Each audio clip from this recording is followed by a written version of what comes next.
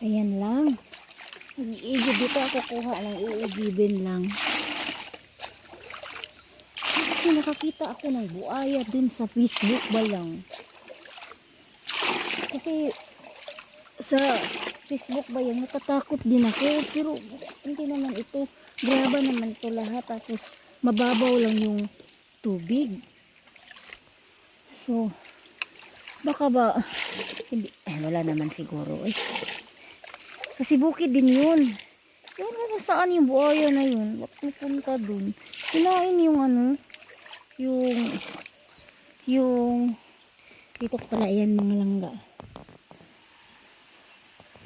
Kinain yung ano, yung tao, yung lalaki.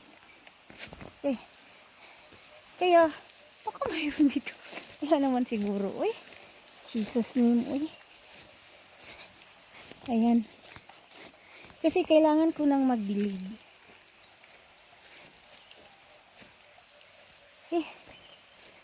Sanay naman ako noon sa ganito lang noon. Kaya, that's okay.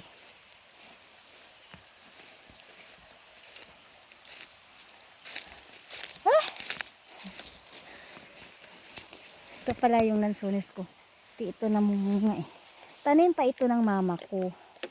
Kaya, ayan. Parang mayroon.